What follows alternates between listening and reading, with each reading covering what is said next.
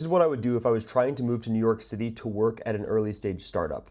Hey, what's up? If you don't know me, my name's Max. I've started companies in the past, live in New York City, currently work at a startup. So for really early stage companies, the most important thing that you can do is establish credibility in whatever field they're operating in. Let's say specifically we're talking about AI startups. You should have some level of knowledge about the core problem they're solving. Definitely should know a lot about the different peripheral challenges that their customers are facing. The other thing that I've observed is that for early stage teams, the ability to not necessarily vibe code, but use copilots really effectively to speed up your workflow and work output is of tantamount importance. I can say personally, when I'm looking at a candidate right now, I don't even consider that candidate if they don't have a lot of core competency speeding up their workflows using a tool like Claude.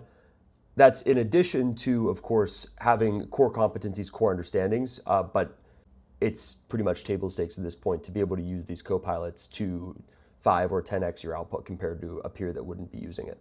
And lastly would be actually getting the interview. This is probably the most formulaic, but the most confusing to a lot of people, piece of this entire process. I would recommend one or both of these two paths. First, look on LinkedIn Jobs and get rid of all the easy applies because those guys are inundated. They're going to be swamped with applications. Second, more ideally, Y Combinator has a portal of all of their current portfolio companies and the jobs that they're hiring for currently. You're going to want to find 50 to 100 of these roles at minimum. Unfortunately, this is a numbers game.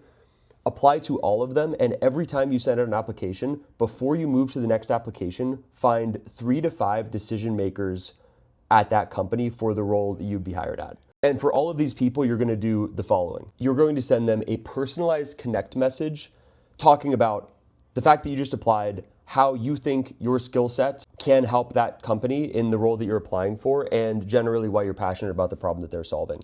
I would recommend reaching out to a founder for sure, a hiring manager, potentially other people who would be on your direct team if you can figure that out. Sometimes that's a little bit harder on LinkedIn. But if you follow that process, particularly reach out and make a noticeable impact, you will see a much higher response rate than your peers. Most people do the first half of this process, very few do the last half, particularly when it comes to personalizing and not copying and pasting some random connect messages.